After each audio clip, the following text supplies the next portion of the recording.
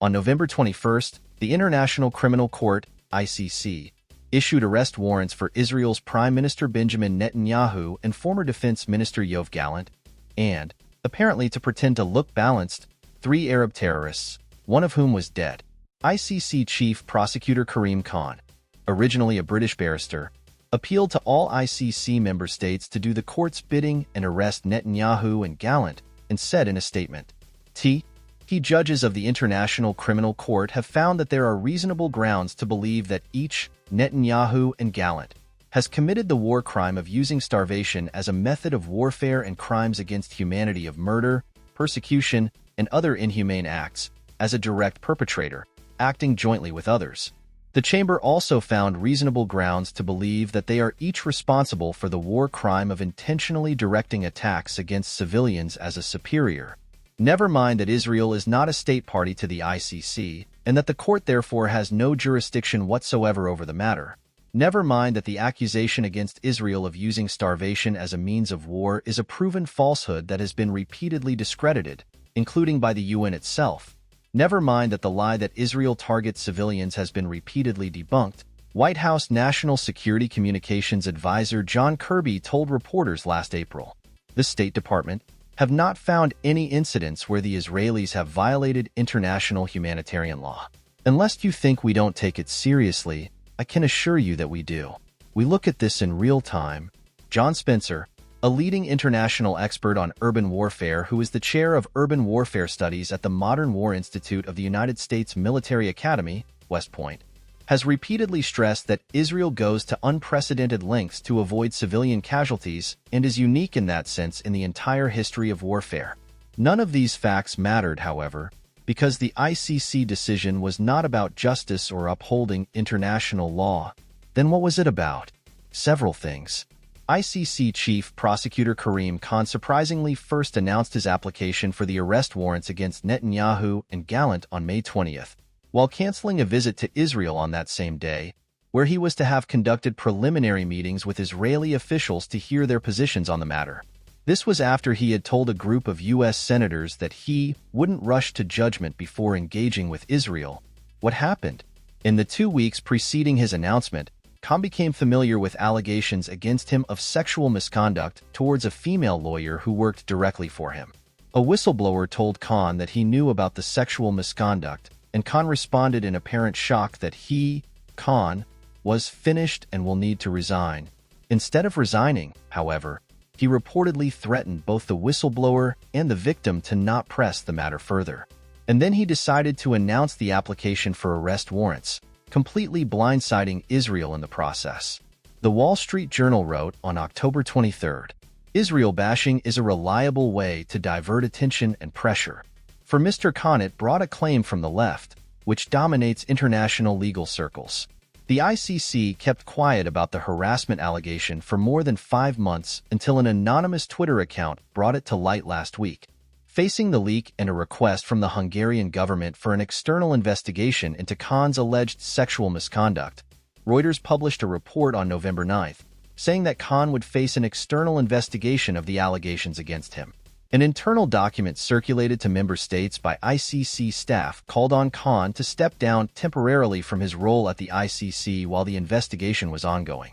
The prosecutor should step aside with immediate effect to pave the way for an independent investigation, the document said. Khan, again, did not step down. Instead, the ICC's pretrial chamber, miraculously, barely 2 weeks after this damning news, came to Khan's rescue and issued the baseless arrest warrants against Netanyahu and Gallant, and presumably to try to pretend it was balanced, against a dead Hamas terrorist leader, Mohammed Deif, thereby completely burying Khan's sexual misconduct case in the news cycle. Israel bashing is indeed the best diversion. Putting Khan's personal issues aside, the arrest warrants represent an unprecedented power grab by the ICC, appropriating for itself the power to politicize a country's right to self-defense, thereby turning on their heads the very rules of international law that the court purports to honor. The ICC has officially become a rogue international actor that can be solicited by powerful dictatorships into doing their bidding. Why, by the way, did both Khan and ICC President Pyotr Hofmansky meet with Qatar's ambassador to the Netherlands last year? Surely Qatar had nothing to do with influencing the decision to issue the arrest warrants? Memory reported in January 2024. It should be noted that, in light of the calls to prosecute Israel at the ICC, Qatar's news agency reported that the Qatari ambassador to the Netherlands, Mutlaq bin Majid al-Qahtani, met with ICC prosecutor Karim Khan on November 2, 2023 to discuss the escalation in the Gaza Strip and a number of other issues of common interest. About 1 month later, on December 5, 2023, the news agency reported that al-Qahtani had also met with ICC President Pyotr Hofmansky to exchange views on issues of common interest and discuss the latest developments in Gaza. The ICC arrest warrants are the final proof that the entire international system is beyond broken. Between South Africa's baseless case against Israel at the International Court of Justice and the arrest warrants for Netanyahu and Gallant by the ICC, justice, accountability, and the upholding of international law lie in shambles, as the obsession with the world's only Jewish state continues for the benefit of the world's actual war criminals.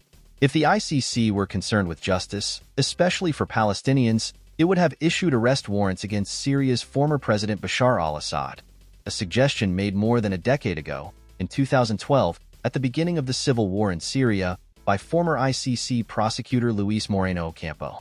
He urged the ICC to adopt an innovative approach to stop the bloodshed in Syria by having the ICC indict Assad with an arrest warrant carried out by NATO forces. Apparently, the only time the ICC wants to be innovative is when it comes to persecuting Jews. The ICC, evidently hankering to put Israeli leaders behind bars for fabricated crimes against Palestinians, has not the slightest inkling of desire to do anything about the real atrocities committed by Assad against Palestinians living in Syria. This is the first time that the ICC issued an arrest warrant for a democratically elected leader from a free country with a viable judicial system. What is remarkable is that no arrest warrants to date have been issued for any of the following actual war criminals: China's President Xi Jinping for his genocidal acts against Tibetans and Uyghurs, Iran's Supreme Leader Ayatollah Ali Khamenei for his murderous treatment of Iranians and minorities in his country, or Turkey's President Recep Tayyip Erdogan, who just days ago bombed the Kurds in northeast Syrian Kurdistan again. The bombings cut off access to water and electricity for more than 1 million Kurds, who are already living in an area hit by drought. According to the BBC, Turkey conducted more than 100 attacks on Syrian Kurdistan between October 2019 and January 2024. These strikes deliberately targeted oil and gas facilities and power stations vital to civilians in the region. You will never have heard about it. The UN, most of the legacy media, and human rights organizations have not said a word. No one cares. No Jews were involved.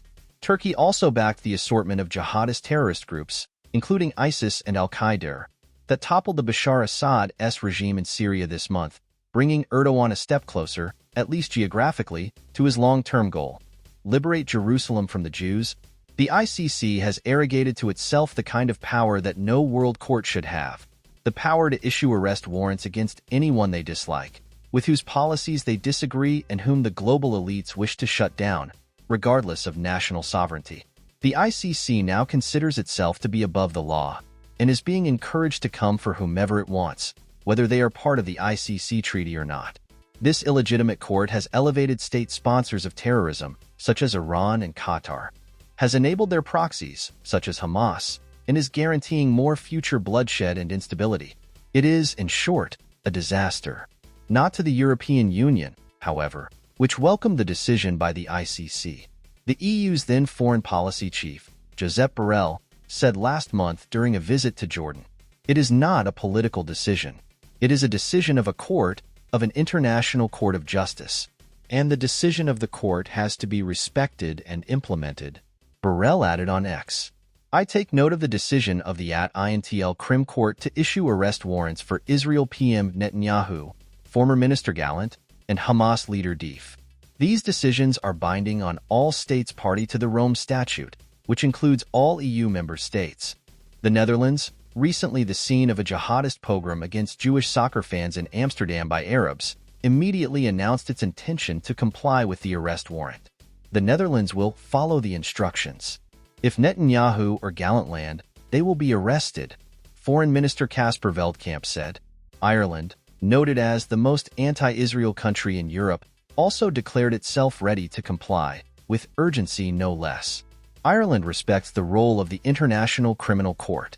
Anyone in a position to assist it in carrying out its vital work must now do so with urgency, Irish Prime Minister Simon Harris declared in a statement. Belgium sounded positively gleeful, with its foreign ministry posting on X. The fight against impunity wherever crimes are committed is a priority for Belgium, which fully supports the work of the INTL Court. Those responsible for crimes committed in Israel and Gaza must be prosecuted at the highest level, regardless of who committed them.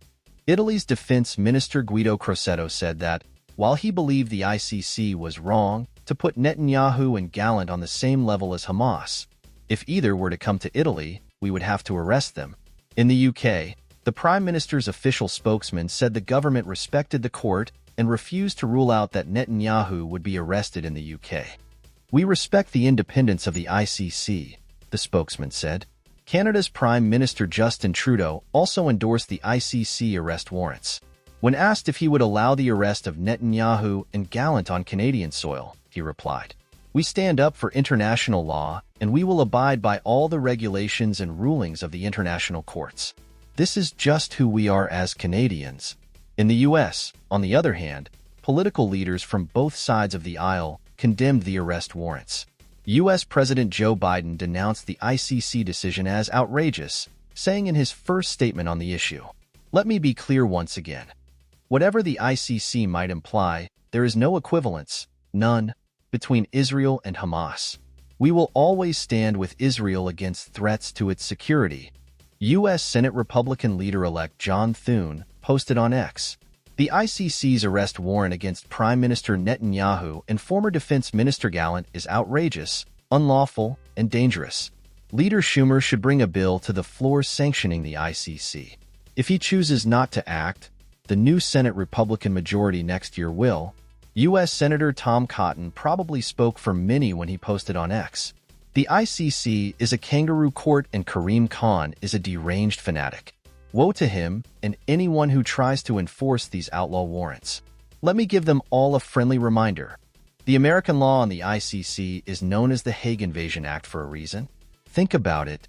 In Europe and throughout the rest of the world, only few stood out as having understood the dangerous precedent of the ICC decision." Hungarian Prime Minister Viktor Orban condemned the decision, saying in an interview, that the ICC arrest warrant for Netanyahu is an outrageously brazen, I would say cynical decision. "This is fundamentally wrong. This is a complete discrediting of international law. I will extend an invitation to the Israeli Prime Minister, Mr. Netanyahu, to visit Hungary. I will guarantee him that if he comes, the international court's verdict will have no effect in Hungary, and we will not adhere to its provisions his freedom and safety." Orban also wrote on X, "The ICC arrest warrant against Prime Minister Netanyahu is brazen, cynical, and completely unacceptable. I invited Prime Minister Netanyahu for an official visit to Hungary, where we will guarantee his freedom and safety." Argentina, led by President Javier Milei, issued an extraordinary declaration in defense of Israel that is rarely seen in international politics. The Argentine Republic expresses its deep disagreement with the recent decision of the International Criminal Court, ICC, to issue arrest warrants. Criminalizing the legitimate defense of a nation while omitting these atrocities is an act that distorts the spirit of international justice. Argentina stands in solidarity with Israel, reaffirms its right to protect its people, and demands the immediate release of all hostages. Milei followed up the declaration with a statement saying in a televised statement, "We are advancing a memorandum with Israel, a bilateral alliance for freedom, democracy, and against terrorism and dictatorships. While others ally with Iran, we ally with Israel." Netanyahu denounced the arrest warrants as anti-Semitic and a modern-day version of the Dreyfus trial in France. The ICC decision to issue an arrest warrant against him, however, will have far more extensive ramifications than any Dreyfus trial could have had. While the Dreyfus trial was about injustice towards the Jews, the ICC decision will bring injustice worldwide to anyone who crosses the corrupt agendas of the ICC.